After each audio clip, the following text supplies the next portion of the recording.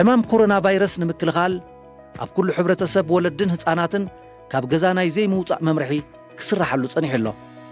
እዚ ከዓ ዝተፈላለየ ኣሉታውን ኣወንታውን ማሕበራዊ ጽልዋታት ክኸትል ክኢሉ እዩ።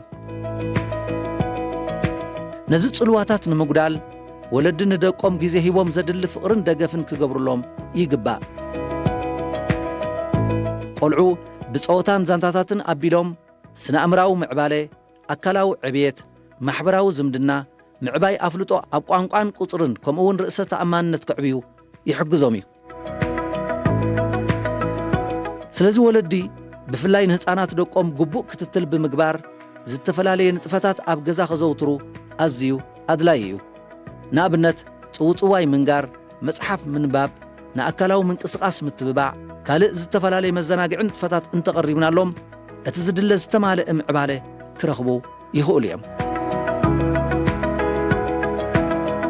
ብተወሳኺ ወለዲ ኣብ ግዜ ምኽፋት ትምህርቲ ብፍላይ ነቶም ናብ መዋእለ ህፃናት ዝኸዱ ቆልዑ እተን መሰረታውያን ኣገባባት ምክልኻል ሕማም ኮሮና ቫይረስ ማለት ርሕቐትካ ምሕላው፣ መሸፈኒ ኣፍን ኣፍንጫን ማለት ማስክ ምውዳይ፣ ኣካላዊ ምትንኻፋት ብፍላይ ድማ ናይ ኢድ ሰላምታ ምውጋድ፣ ኣዘውቲርካ እዳውካ ብማይን ሳሙናን ምሕጻብ፣ ኣብ ግዜ ምህንጣስ ኣፍናን ኣፍንጫን ምሽፋን፣ ኣብ ቤት ትምህርቲ ይኹን ኣብ ምኻድን ምምላስን ካብን ናብን ቤት ትምህርቲ ብግቡእ ንኸተግብርዎን ምሕጋዞም ኣድላይ እዩ።